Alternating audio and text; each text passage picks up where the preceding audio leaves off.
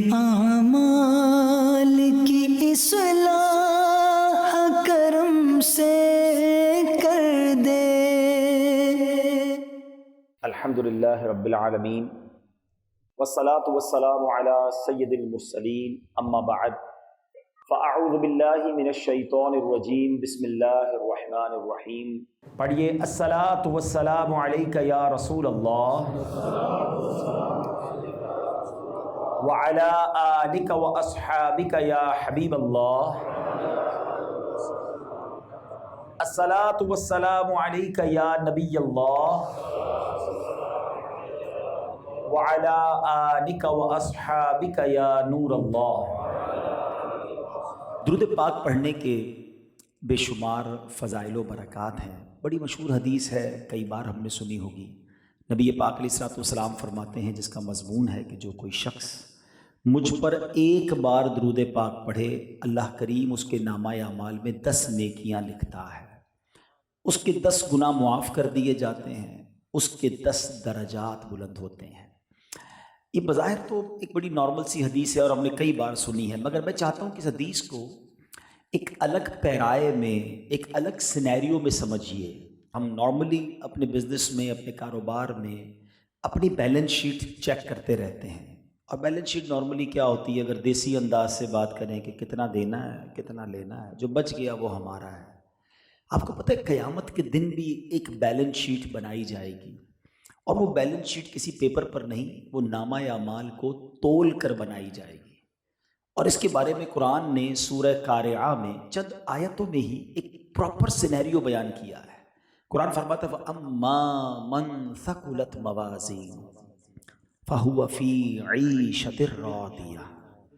اللہ نے فرمایا جس کی نیکیوں کا پلڑا بھاری ہو گیا، وہ مزے میں ہوگا، وہ چین میں ہوگا، وہ جنت کے باغوں میں ہوگا۔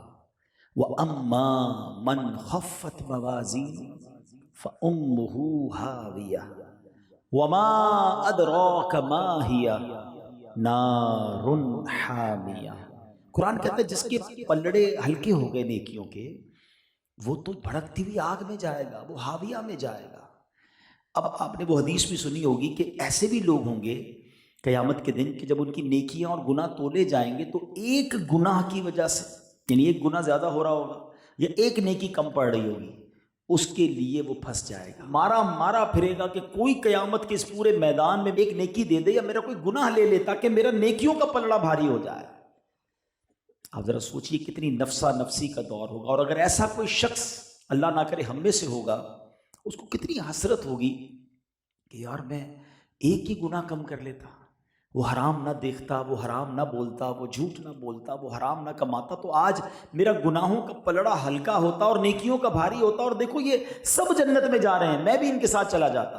کتنی حسرت ہوگی اسے کہ اگر اس کو یہ یاد آئے گا کہ میں ایک درود اور پڑھ لیتا، ایک کلمہ پاک اور پڑھ لیتا، 2 رکعت نفل اور پڑھ لیتا۔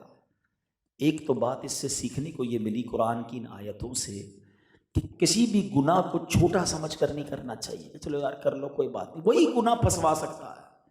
اور کبھی کسی نیکی کو چھوٹا سمجھ کر چھوڑنا نہیں چاہیے۔ ہمارے بہت سارے اب لوگ ایسے بن گئے کہ جن کی پورے دن میں نماز 5 ٹائم پڑھتے بھی ہیں نا، تو نفل نہیں ہے، سنت غیر موقعہ بالکل ختم ہو، آبسلیٹ ہو گئی ہیں۔ اب تو عجیب لوگ نکلے، مطلب پہلے سنتے نہیں تھے، ہمارے نوجوانوں میں یہ کہ فرضی پڑھتے ہیں بھائی ہم تو، پتہ نہیں کہاں سے سیکھ لیا ہے۔ یاد رکھو نفل جو ہے وہ آپ کی سنت کا دائرہ ہے، یعنی یوں سمجھیے کہ سیکیورٹی کی ایک پوری چین ہوتی ہے نا، یہ ایک لائن اگر آپ نفل کی پکی کر لیں تو آپ کی سنتیں پکی ہو جائیں گی۔ سنت کو پکڑ لو گے تو واجب پکا ہو جائے گا، واجب پکڑ لو گے تو فرض پکا ہو جائے گا۔ جب بندہ نفل چھوڑتا ہے نا، ہم نے دیکھا آہستہ آہستہ اس کی سنتیں بھی جاتی ہیں، سنتیں چھوڑتا ہے پھر شیطان واجب پر حملہ کرتا ہے، اور جب واجب بھی چھوڑتا ہے تو فرض بھی چلا جاتا ہے۔ تو یہ سیکیورٹی کی ایک پوری چیز لے کے ایک دائرہ ہے، اپنے گرد نفل نماز کا سیکیورٹی کا دائرہ رکھو، تمہاری فرض کبھی نہیں جائے گا۔ تو بہرحال آپ سوچئے قیامت کا دن جب ایک ایک عمل تولا جا رہا ہوگا، اس وقت کتنی حسرت ہوگی کہ یار میں تھوڑی اور نیکیاں کر لیتا، آج پھنس گیا میں۔ اور سچی بات کہوں میں، اگر کوئی ریئلٹی کے ساتھ ہم سے پوچھے کہ یار ذرا پوری زندگی کا انالائز کر کے بتاؤ کہ نیکیاں زیادہ ہیں یا گناہ زیادہ ہیں، تو شاید ہم سب کا جواب یہی ہوگا کہ یار خطائیں زیادہ ہیں۔ اب what is the way to clear your balance sheet on the day of judgment؟ اب کیا طریقہ ہے کہ یار گناہ زیادہ ہو گئے، نیکیاں کم ہو گئیں، اب کرنا کیا پڑے گا؟ یا تو میں نیکیاں گناہ سے زیادہ کر لوں، یا میں گناہ کسی طریقے سے کم کروں تاکہ میرا نیکیوں کا پلڑا بھاری ہو جائے۔ اب یہ حدیث پاک دوبارہ سنو، اندازہ ہوگا کمال کا وظیفہ ہے درود پاک۔ آقا فرماتے ہیں صلی اللہ تعالیٰ علیہ وسلم، جو ایک بار درود پاک پڑھے 10 نیکیاں نامہ اعمال میں لکھی جاتی ہیں اور 10 گناہ معاف کر دیے جاتے ہیں۔ It means the more I recite درود پاک، جتنا میں درود پاک پڑھتا جاؤں گا میری بیلنس شیٹ جو ہے وہ بیلنس ہوتی جائے گی، نیکیاں بڑھتی جائیں گی اور گناہ کم ہوتے جائیں گے۔ جب اس تصور کے ساتھ درود پاک پڑھو گے نا اور تسبیح ہاتھ میں ہوگی تو تسبیح رکھنے کو جی نہیں چاہے گا، خطائیں یاد آئیں گی، گناہ یاد آئیں گے کہ بہت کر لیے یار، اور درود پڑھ لوں تاکہ رب معاف فرما دے۔ اے میرے پیارے اسلامی بھائیوں، کثرت کے ساتھ درود پاک اپنا معمول بنائیے، چلتے پھرتے اٹھتے بیٹھتے انشاءاللہ بروز قیامت کی شرمندگی سے محفوظ رہیں گے۔ آئیے مل کر محبت کے ساتھ بآواز بلند درود پاک پڑھ لیں۔ صلو علی الحبیب صلی اللہ تعالی علی محمد صلی اللہ علیہ وسلم۔ آج میں انشاءاللہ کچھ اللہ والوں کی بات، ایک ایسا عظیم روحانی اسٹرکچر اس دنیا میں قائم ہے اور اللہ والوں کو رب نے کیسی کیسی عطاؤں سے نوازا، اس کے بارے میں چند باتیں عرض کروں گا۔ اور چونکہ ینگسٹرز بھی بیٹھے ہیں، بعض اوقات کنفیوژنز بھی ہو جاتی ہیں کرامت کے بارے میں، اللہ کے ولیوں کے بارے میں، تو اس بارے میں بھی کچھ قرآن و حدیث سے عرض کرنے کی کوشش کروں گا۔ ایک بڑا ہی ایمان افروز واقعہ ہے، خلیفہ ہارون رشید بڑا نیک بادشاہ گزرا، اپنے وقت کا خلیفہ تھا، یعنی آج کے دور کا ہم سمجھ لیں پرائم منسٹر تھا۔ اس کی جو زوجہ تھی وہ بھی بڑی نیک خاتون تھی، زبیدہ خاتون۔ زبیدہ خاتون ایک بار اپنی کنیزوں کے ساتھ کہیں سفر پر جا رہی تھی تو انہوں نے شہر کے کونے میں دیکھا کہ ایک ایسی ہستی جس کو جو گئے ہیں بغداد شریف، انہوں نے مزار شریف پہ حاضری بھی دی ہوگی، حضرت بہلول دانا رحمۃ اللہ تعالیٰ علیہ۔ بہلول ایکچولی عربی میں کسی مجنون کو یا یوں سے دیوانے کو کہتے ہیں، تو لوگ انہیں بہلول کہا کرتے تھے۔ تو اب علماء کرام نے بتایا کہ ان کا تو مرتبہ اتنا بلند تھا کہ ان کے نام کے ساتھ دانا لگا دیا گیا کہ یہ تو عقل مند تھے، اور کتنے عقل والے تھے بھی آگے سنیں گے آپ۔ تو زبیدہ خاتون جو ہے جب اس سفر پر جا رہی تھی تو آپ نے دیکھا کہ بہلول دانا رحمۃ اللہ تعالیٰ علیہ زمین پر کچھ مٹی سے بنا رہے ہیں۔ آپ نے کہا کہ اے بہلول کیا بنا رہے ہو، کیا کر رہے ہو؟ تو کہا میں جنت کا محل بنا رہا ہوں۔ زبیدہ خاتون نے کہا کہ کیا اس کی قیمت کیا ہے؟ کہا 1 درہم قیمت ہے۔ اب 1 درہم تو بہت نارمل رقم ہے، آج بھی 1 درہم کتنے کا ہے؟ اس زمانے میں بھی درہم ایک نارمل اماؤنٹ تھی، دینار سونے کی اشرفی ہوتی تھی، درہم تو چاندی کا سکہ ہوتا تھا۔ انہوں نے فوراً جو ہے وہ درہم دے دیا اور گھر آ گئی۔ رات جو ہے جب زبیدہ خاتون سوئی تو تہجد پڑھ کے عبادت کر کے، تو لیٹ نائٹ میں ان کے شوہر نے انہیں جگایا اور کہا کہ اٹھو، خیریت تو ہے؟ کیا بات ہے؟ کہ میں رات سویا تو خواب میں نے ایک بہت خوبصورت باغ دیکھا، میں سیر کرنے لگا تو میں نے کسی سے پوچھا کہ یہ کون سا باغ ہے؟ تو کہا یہ تو جنت الفردوس ہے۔ جنت الفردوس کی سیر کرتے کرتے مجھے ایک بہت خوبصورت محل نظر آیا، اس محل کے دروازے پر زبیدہ خاتون لکھا تھا۔ اے زبیدہ تم نے ایسا کون سا عمل کیا ہے کہ میں نے آج جنت میں تمہارا محل دیکھا؟ زبیدہ خاتون کہتی ہیں عمل تو پتہ نہیں، آج میں جا رہی تھی، اللہ کا ایک نیک بندہ مجھے نظر آیا، میں نے پوچھا کیا کر رہے ہو؟ کہا جنت کا محل فروخت کر رہا ہوں۔ میں نے 1 درہم دیا، انہوں نے کہا جاؤ تمہیں جنت کا محل دے دیا۔ کہ زبیدہ جلدی چلو کہیں ڈیل ختم نہ ہو جائے۔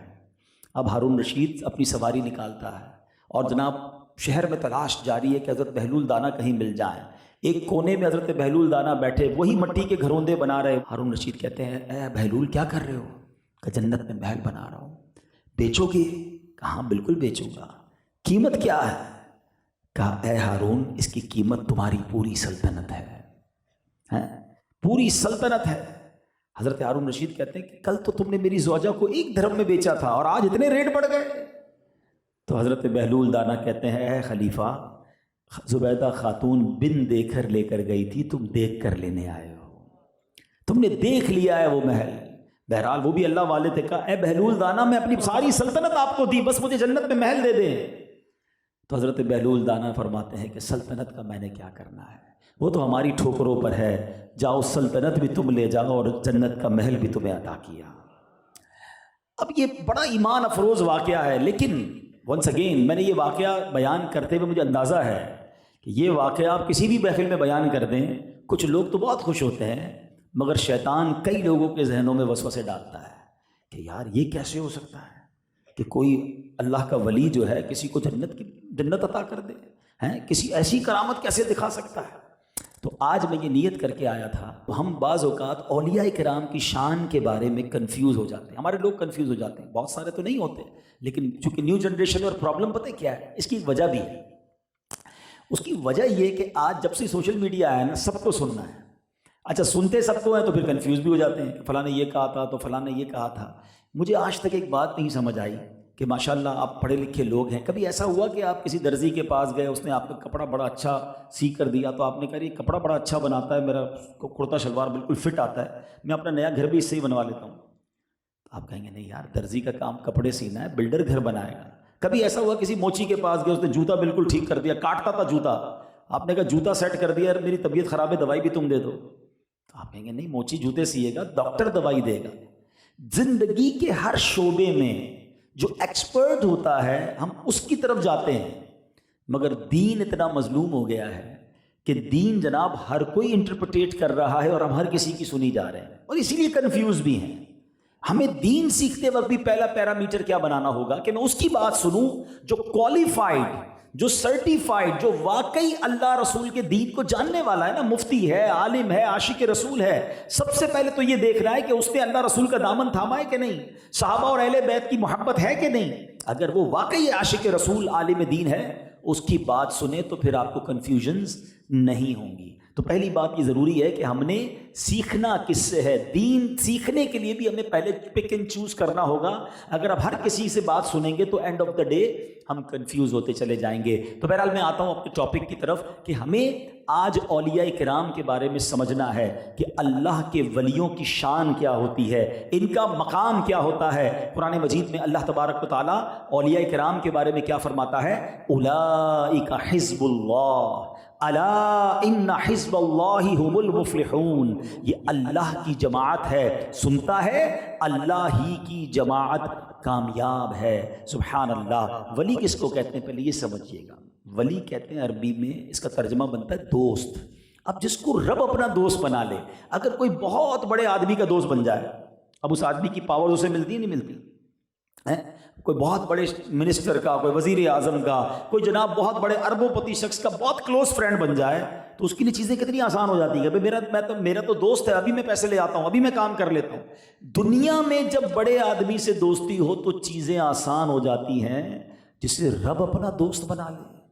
اب اس کے لیے چیزیں آسان کیوں نہیں ہوں گی؟ کیونکہ خالق کا دوست ہو گیا نا، مالک کا دوست ہو گیا، اللہ نے اسے ہی عطائیں فرمائی ہیں۔ بہرحال اولیاء کرام کی شان کیا ہے؟ سبحان اللہ، کتنے خوبصورت الفاظ کتابوں میں اولیاء کرام کے بارے میں ہیں کہ اولیاء کرام وہ مقدس ترین ہستیاں ہیں کہ جن پر پہاڑ سلامتی بھیجتے ہیں۔ اولیاء کرام سے وحشی جانور مانوس ہوتے ہیں، اولیاء کرام سے جانور بھی برکتیں حاصل کرتے ہیں۔ شیطان اولیاء کرام کے قریب نہیں جاتا۔ اللہ اکبر۔ جن پہاڑوں پر، وادیوں پر ولیوں کے قدم لگ جائیں، وہ پہاڑ اپنے اوپر فخر کیا کرتے ہیں۔ اولیاء کرام کی شان کیا ہے کہ انشاءاللہ وہ قیامت کے دن پھر جنت کے بالا خانوں میں رہیں گے، جنت کی عمدہ سواریوں پر سوار ہوں گے۔ اولیاء کرام جنت میں اللہ پاک کے کلام کو سنیں گے، اور کیسے کیسے اولیاء کرام گزرے کہ آج ان کی ہم باتیں سنتے ہیں تو ایمان تازہ ہو جاتا ہے۔ مگر آج سب سے پہلے میں اس کنفیوژن کو دور کرنا چاہتا ہوں کہ جناب ریفرنس کے ساتھ بات کیجیے۔ لوگ کہتے ہیں نا ریفرنس دیجئے اور قرآن و حدیث سے بات کیجئے اور کرامت کیسے ثابت ہوتی ہے۔ چلے میں آج 2-3 قرآنی واقعات سے آپ کو یہ بات بھی سمجھا دیتا ہوں، اور انشاءاللہ اس کے ضمن میں بہت ساری باتیں ہم سیکھتے بھی چلے جائیں گے۔ بڑا مشہور واقعہ ہے حضرت مریم رضی اللہ تعالیٰ عنہا کا، ٹھیک ہے؟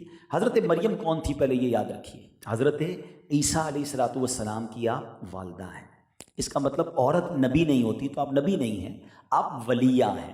بیت المقدس میں آپ ایک محراب کے پاس بیٹھ کر عبادت کرتی تھی، اور اس زمانے میں اللہ کے نبی تھے حضرت زکریا علیہ نبینا علیہ السلام، ٹھیک ہے؟ قرآن پاک کی صورت اور ریفرنس لے لو، سورہ آل عمران آیت نمبر 37 سے 41 میں یہ واقعہ موجود ہے، آپ چاہیں تو اس کو نوٹ کر لیں۔ واقعہ کیا ہے کہ حضرت مریم اس محراب پہ عبادت کرتی تھی، اور آپ کے محراب میں بے موسم کے پھل آتے تھے۔ سردیوں میں گرمیوں کے پھل ہوتے تھے، گرمیوں میں سردیوں کے پھل ہوتے تھے۔ یہ حضرت مریم کی کرامت تھی۔ اچھا، حضرت زکریا کا حال یہ تھا کہ آپ اللہ کے نبی ہیں، مگر آپ کو بیٹے کی بڑی تمنا تھی، آپ کے یہاں اولاد نہیں تھی۔ آپ گر گڑا کر دعائیں مانگتے تھے، بڑھاپا آ گیا مگر آپ کے یہاں اولاد نہیں ہوئی۔ اب میں ذرا یہ واقعہ روکتا ہوں اور اس میں سے پہلے سبق لیتا ہوں ہم سب کے لیے۔ حضرت زکریا کون ہیں؟ اللہ کے نبی ہیں، اولاد کے تمنائی ہیں، دعائیں کر رہے ہیں، اولاد نہیں ہے، مگر زبان پر شکوہ بھی نہیں ہے۔ ہم میں سے بہت سارے ایسے لوگ ہوں گے جن کے دلوں میں بہت ساری تمنائیں ہوں گی، کوئی اولاد مانگتا ہے، کوئی گھر مانگتا ہے، کوئی کاروبار، وہ مسئلہ حل نہیں ہوتا، پھر کیا ہوتا ہے؟ زبان سے شکوے شروع ہو جاتے ہیں، یار میری تو دعائی قبول نہیں ہوتی، میں مکے مدینے میں گیا، میں نے فلاں بزرگ سے دعا کرائی، میں مزار پہ گیا، میرا مسئلہ ہی حل نہیں ہوا۔ تو پہلے اللہ پر یقین کرنا تو سیکھو نا۔ میں اللہ کے نبی کی بات کر رہا ہوں، آپ کی سیرت میں لکھا ہے کہ آپ بہت عرصے تک دعا مانگتے رہے، آپ کے یہاں اولاد نہیں ہوئی، بڑھاپا آ گیا۔ سیکھنے کو کیا ملا؟ کہ ہمیں اللہ پر بھروسہ اور ایمان ہونا چاہیے۔ دو حدیثوں سے بات کو سمجھا دیتا ہوں کہ وہ لوگ جو یہ کہتے ہیں یار میری دعائی قبول نہیں ہوتی، اور میرا ایک دوست ہے، میں تو نماز بھی پڑھتا ہوں، سجدے بھی کرتا ہوں، صدقے بھی کرتا ہوں، میری مسئلے حل نہیں ہوتے، اس کے حل ہو جاتے ہیں، وہ نماز بھی نہیں پڑھتا، شیطان ہے نا، وسوسے ڈالتا ہے۔ ایک حدیث سنو، مسئلہ حل ہو جائے گا۔ حدیث پاک کا مضمون ہے کہ نبی پاک فرماتے ہیں جب اللہ کا کوئی نافرمان فاسق فاجر اللہ کی بارگاہ میں دعا کرتا ہے تو اللہ فرشتوں سے فرماتا ہے اس کا کام جلدی کر دو، مجھے اس کی آواز پسند نہیں ہے، یہ دوبارہ نہ مانگے میرے سامنے۔ اور جب کوئی اللہ کا پیارا دعا کرتا ہے نا، اللہ کا حبیب دعا کرتا ہے، اللہ فرشتوں سے فرماتا ہے فرشتوں ابھی اس کا کام نہ کرنا، اس کو اور مانگنے دو، مجھے اس کا مانگنا پسند آ رہا ہے۔ سچ بتاؤ یار، ہمارا کام جلدی ہو جائے یہ اچھا ہے، یہ کام تھوڑا ڈیلے ہو، مگر رب کبھی تو فرشتوں سے فرما دے کہ میرے بندے کو مانگنے دو، مجھے اس کا مانگنا پسند آ رہا ہے۔ اللہ پر بھروسہ تو کرو نا۔ اور دوسری بات کہ کیوں نہیں ہوتی بعض اوقات دعا قبول ہیں، یہ بڑا نارملی کئی بار میں نے بیانات میں مثال دی ہے کہ ہمارا جب چھوٹا بچہ ہوتا ہے، بھائی ہوتا ہے، اس کا گلا خراب، بخار، اور وہ رونے لگے کہ جناب مجھے آئس کریم کھانی ہے، جوس پینا ہے، ایسی چیز مانگے جو ہمیں پتہ ہے اس کے لیے اچھی نہیں ہے، ہم اسے رونے دیتے ہیں مگر اس کی ضد پوری نہیں کرتے۔ کیوں؟ ہمارا جواب یہ ہوتا ہے کہ میں والد ہوں، مجھے پتہ ہے بیٹے کو کب کیا دینا ہے۔ تو بتاؤ نا، تم والد ہو، تمہیں پتہ ہے بچے کو کب کیا دینا ہے، میرے رب کو نہیں پتہ مجھے کب کیا دینا ہے، میں رو رہا ہوں وہ نہیں دے رہا، وہی میرے لیے بہتر ہوگا نا۔ تو اللہ پر بھروسہ کرنا سیکھیں۔ حضرت زکریا دعا کر رہے ہیں اولاد کے لیے، اولاد نہیں ہو رہی۔ اب حضرت زکریا نے کیا دیکھا کہ بی بی مریم کی جو محراب ہے نا، اس محراب میں بے موسم کے پھل ہیں۔ پوچھا اے مریم یہ کہاں سے آئے؟ کہا یہ اللہ کی طرف سے رزق ہے۔ تو حضرت زکریا نے کیا خوبصورت ازیوم کیا کہ جب حضرت مریم کی اس محراب میں بے موسم کے پھل آ سکتے ہیں، میری اولاد کا موسم تو چلا گیا، میں بوڑھا ہو چکا ہوں، ضعیف ہو گیا ہوں، اب اولاد نارملی اس ایج میں نہیں ہوتی، مگر جو رب محراب میں بے موسم کے پھل دے سکتا ہے، وہ رب میری دعا سنے، اس محراب میں جا کے میں دعا کروں اور مجھے بے موسم میں اولاد بھی دے سکتا ہے۔ حضرت زکریا اس محراب میں چلے گئے، قرآن میں یہ واقعہ موجود، اور آپ نے جا کر دعا کی اللہ کی بارگاہ کہ اے اللہ مجھے تو اولاد دے دے، میری اولاد کا موسم تو چلا گیا، میری عمر کا موسم بھی چلا گیا، مگر تو مریم کو بے موسم کے پھل دے سکتا ہے تو مجھے اولاد دے دے۔ اب کیا ہوا؟ قرآن کہتا ہے یہ دعا قبول ہوئی، اللہ نے انہیں بیٹا بھی عطا فرمایا، بیٹے کا نام بھی یحییٰ رب نے عطا فرمایا، اسے نبوت بھی عطا فرما دی۔ اچھا اس واقعے سے دو مسئلے حل ہو گئے، مسئلے تو تین حل ہوئے۔ دعا میں تاخیر پر رب سے شکوہ نہیں کرنا ہے، ٹھیک ہے۔ دوسرا میٹر کیا سالو ہو گیا کہ کرامت حضرت مریم کی قرآن میں اس کا ذکر موجود۔ تیسرا بڑا زبردست مسئلہ حل ہو گیا، حضرت زکریا تو اللہ کے نبی ہیں، کہیں بھی دعا کرتے، لوگ کہتے ہیں نا یار کیا ضرورت ہے فلاں جگہ جا کر دعا کرنے کی، گھر میں بیٹھ کے دعا کرو، اللہ سب جگہ سے سنتا ہے۔ بے شک میرا رب سب جگہ سے سنتا ہے، مگر اللہ والوں کے جہاں قدم لگ جائیں نا، اللہ والے جہاں عبادت کریں، آپ اللہ کے نبی ہیں مگر محراب مریم میں جا کر دعا کر رہے ہیں کہ اللہ میری دعا سن لے، اور ان کی دعا قبول ہوئی۔ تو یہ دلیل ہے ہمارے پاس کہ مجھے ایک بات بتاؤ کہ جہاں اللہ کی ولیہ عبادت کریں ادھر حضرت زکریا جا کر دعا کریں تو دعا قبول ہو جائے، تو جس مزار میں اللہ والے موجود ہوں اس مزار کے قریب جا کر ہم دعا کریں تو اللہ کیوں نہ ہماری دعاؤں کو سنے گا۔ تو بات کلیئر ہو گئی۔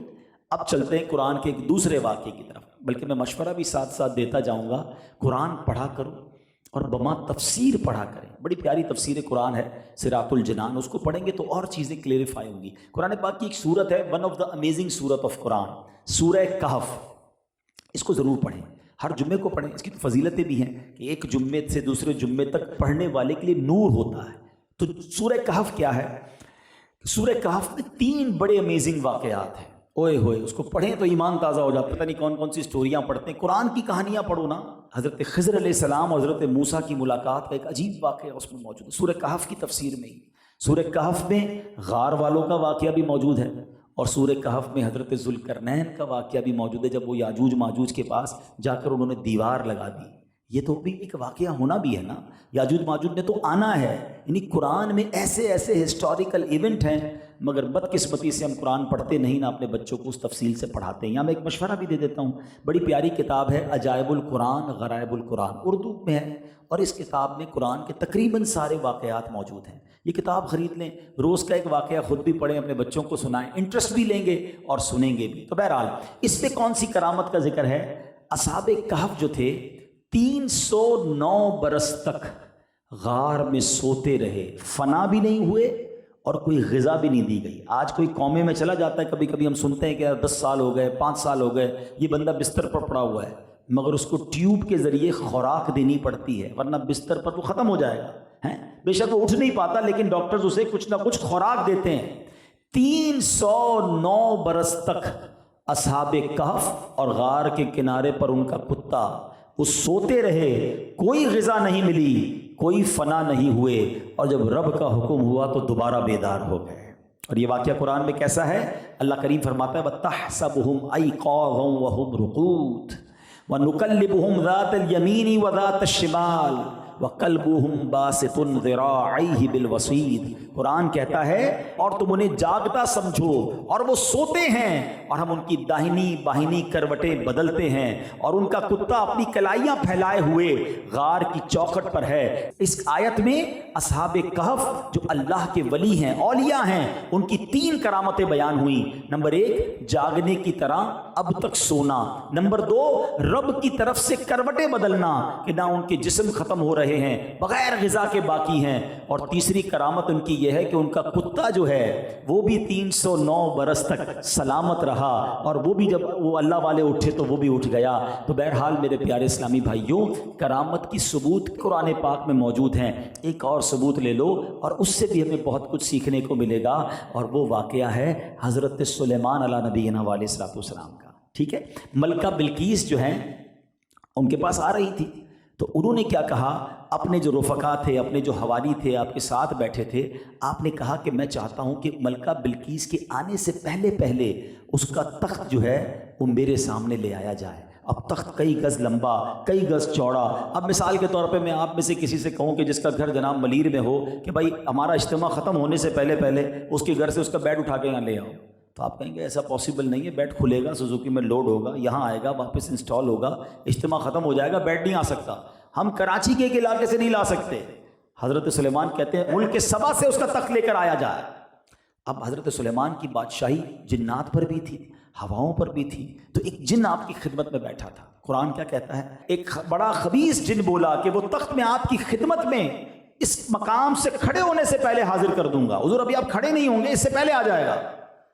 آپ نے فرمایا نہیں, مجھے اس سے بھی پہلے چاہیے, میں چاہتا ہوں مجھے اس سے بھی پہلے چاہیے. اللہ اکبر. اب آپ کے پاس ایک ایسا شخص بھی موجود تھا جو آپ کا صحابی تھا, آپ کا امتی تھا, اور اس کے پاس اللہ کے نام کا علم تھا. اس نے کیا کیا؟ قرآن کہتا ہے قال الذی عندہ علم من الکتاب. اس نے عرض کی جس کے پاس کتاب کا علم تھا, حضور میں آپ کی پلک جھپکنے سے پہلے اس کو حاضر کر دوں گا. اور ایسا ہی ہوا. آگے قرآن کہتا ہے فَلَمَّا رَآهُ مُسْتَقِرًّا عِنْدَهُ. آپ نے دیکھا وہ سامنے آ گیا تخت, بات جاری اور تخت آ گیا. لیکن سبحان اللہ, حضرت سلیمان نے کیا کہا, ہذا من فضل ربی, یہ میرے رب کا فضل ہے. یہاں ایک بات سیکھنے کو ملتی ہے کہ اتنا بڑا کمال حضرت سلیمان اور آپ کی امتی نے دکھایا, مگر یہ نہیں کہا یہ میرا کمال ہے, میں نے کچھ کیا. کیا فرمایا اللہ والوں نے, ہذا من فضل ربی, یہ میرے رب کا فضل ہے. سیکھنے کو یہ ملا کہ اگر زندگی میں کبھی کوئی کمال مل جائے, کوئی شہرت مل جائے, اللہ پاک نے کسی کو چہرہ اچھا دیا, کسی کو آواز اچھی دی, کسی کو مال دیا, کبھی یہ نہ سمجھے کہ میرا کمال ہے. اسے یہی کہنا چاہیے کہ میرے رب کا فضل ہے, یہ میرے رب کی عطا ہے, میرے پاس کچھ نہیں ہے. آج جو کچھ مجھے دیا ہے وہ میرے رب نے دیا ہے, اور یہی انداز اختیار کرنا چاہیے چاہیے، کبھی تکبر میں نہ آ جانا کہ یہ میں نے کیا ہے، یہ میری کوششوں سے ملا ہے، کہ جب بندہ اس کیفیت میں آتا ہے تو وہ رب جب چاہتا ہے وہ نعمتیں واپس چھین لیتا ہے، کیونکہ جو شکر نہیں کرتا نا، اللہ تعالیٰ کی نعمتوں کا شکر ادا نہیں کرتا، کفران نعمت کرتا ہے، اس کی نعمتیں جو ہے وہ چھین لی جاتی ہیں۔ تو بہرحال میرے پیارے اسلامی بھائیوں، میں نے قرآن سے 3 واقعات بیان کر دیے۔ اب حضرت سلیمان کا جو امتی تھا وہ کون تھا؟ وہ اللہ کے ولی تھے۔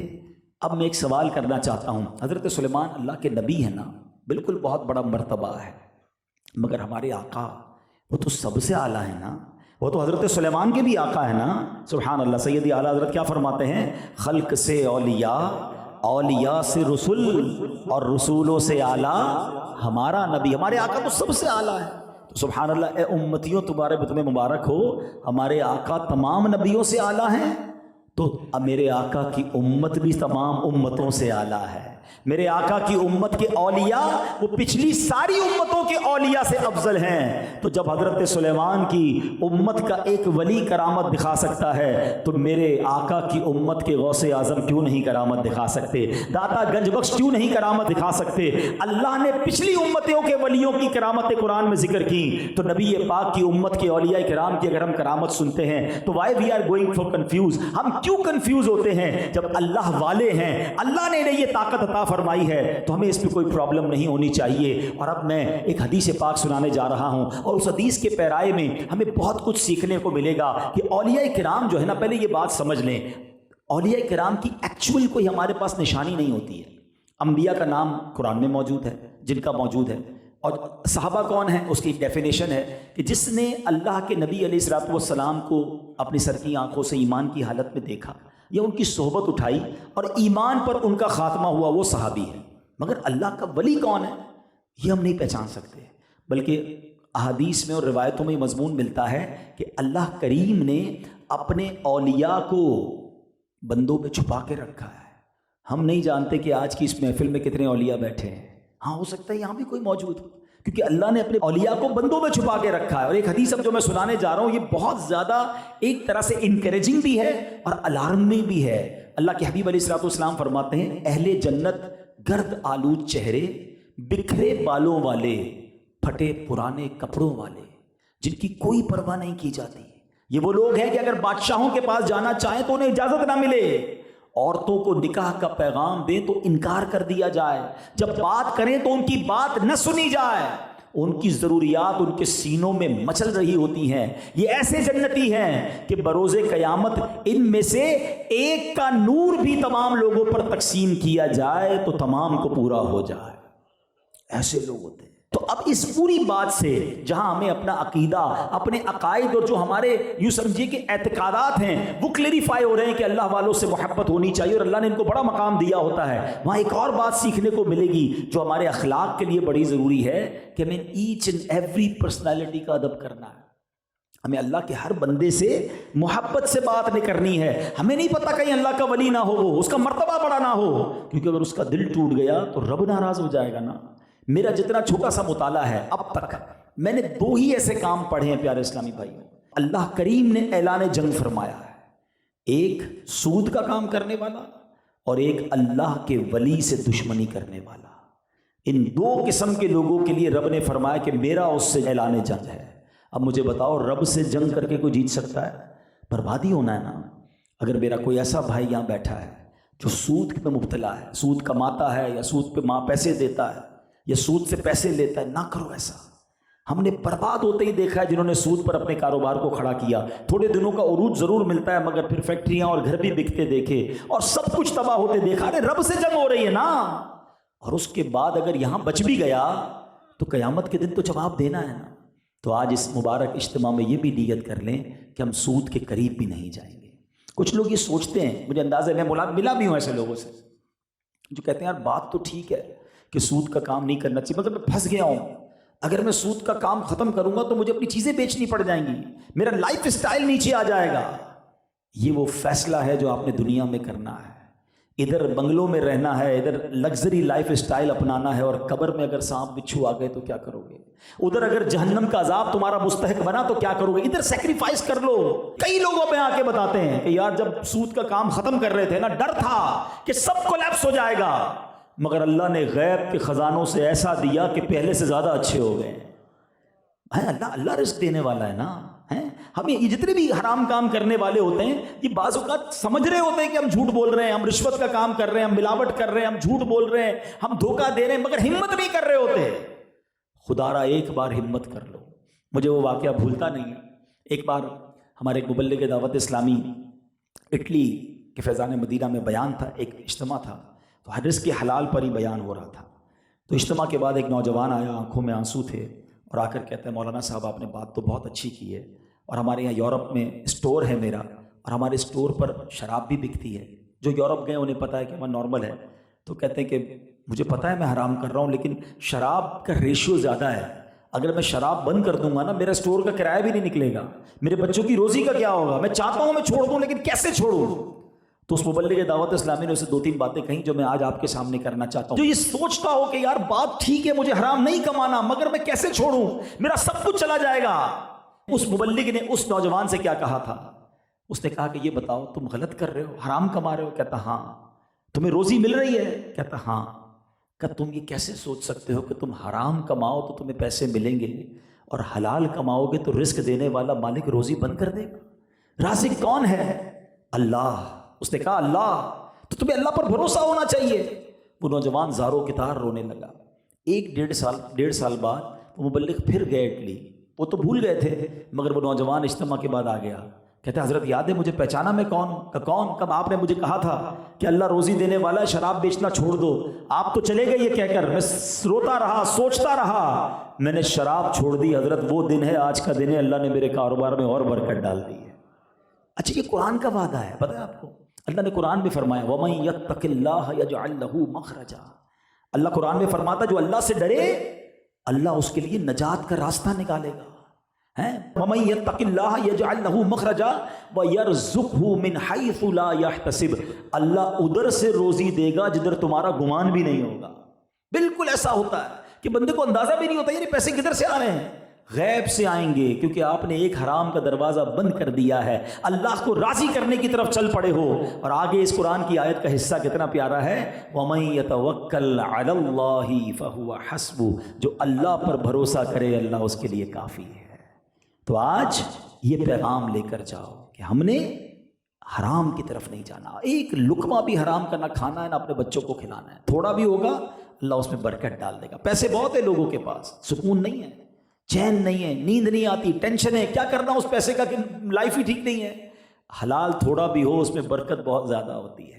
اور دوسری بات جو ہم نے حدیث سے سنی تھی کہ جو اللہ کے کسی ولی سے دشمنی کرے اللہ فرماتا ہے میرا اس سے اعلان جنگ ہے۔ اس سے کیسے بچ سکتے ہو کہ سب کے ساتھ اچھا برتاؤ۔ ابھی تو ہم نے حدیث پڑھ لی نا کہ ایسے لوگ ہوتے ہیں جن کو اپنی محفل میں کوئی نہیں بلاتا، کیا پتا میرا ڈرائیور، میرا ملازم، میرے گھر میں کام کرنے والا، میری فیکٹری پر کام کرنے والا جس کو میں روز ڈانٹتا ہوں، اور وہ اللہ کی بارگاہ میں پتہ نہیں کیا مرتبہ رکھتا ہو۔ آقا نے تو یہ فرمایا نا اس کو محفل میں بھی نہیں بلاتے لوگ، اسے نکاح بھی کرنے کے لیے کوئی تیار نہیں ہوتا، پراگندہ بال ہوتے ہیں، مگر مقام یہ ہوتا ہے کہ قسم اٹھا لے تو رب ان کی قسم کو پورا فرما دیتا ہے۔ بلکہ یہاں میں ایک مشورہ بھی دوں گا آپ کو، کبھی زندگی میں ایسا فیل ہونے لگے نا آپ کو کہ یار چیزیں بہت اچھی جا رہی تھی، کاروبار بھی ٹھیک تھا، فیملی بھی ٹھیک تھی، every thing is very good, صحت بھی ٹھیک تھی، اور آہستہ آہستہ چیزیں خراب ہونے لگی ہیں، یار کاروبار ڈاؤن ہونے لگ گیا، نقصان ہونے لگ گیا ہے، گھر بار میں بھائی بہن سب بڑی محبت سے رہتے تھے، جھگڑے ہونے، بات بات پہ جھگڑے ہونے شروع ہو گئے ہیں، میری صحت بالکل ٹھیک تھی اب ڈاؤن ہونے لگ گئی ہے، چیزیں جب تتر بتر ہونے لگے نا، چیک کر لو کسی کا دل تو نہیں دکھا دیا، کسی اللہ والے کی ہائی تو نہیں لے لی۔ یہ ضروری ہے کیونکہ جب ان کے ہاتھ اٹھ جائے نا، جب مظلوم کا ہاتھ اٹھتا ہے نا تو پھر عرش تک پکار جاتی ہے۔ زندگی کا ایک فارمولہ بنا لو میرے پیارے اسلامی بھائیوں، ہم نے ہائے نہیں لینی، ہم نے دعائیں لینی ہیں، ہم نے دل توڑنے نہیں ہیں، ہم نے دل جوڑنے ہیں، ہم نے ہر مسلمان کی عزت کرنی ہے۔ آج آپ کو میں نے حدیث سنا دی ہے کہ یہ لوگوں میں چھپے ہوئے ہیں اللہ والے، ان کا مرتبہ اتنا اعلیٰ ہے اور ہمیں پتہ نہیں ہے، تو ہم کس منہ سے کسی کو ذلیل کر سکتے ہیں، کسی کی دل توڑ سکتے ہیں، کسی کو جناب کیا کیا نہیں کہتے لوگ، کس طرح ڈسکریج کرتے ہیں۔ تو آج کے اس اجتماع میں جہاں ہم نے کرامت کا ثبوت قرآن سے سنا، اولیاء کرام کی شان کے بارے میں سنا، وہاں ہم یہ میسج بھی لے کر جائیں کہ ہم نے ہر مسلمان سے محبت سے پیش آنا ہے، ایک آخری حدیث سنا کر اپنی بات ختم کرتا ہوں کہ اللہ کے حبیب علیہ الصلوۃ والسلام فرماتے ہیں ایک ایک بندے کی جو ویلیو ہے نا، دیکھو اس حدیث سے سمجھ آئے گی.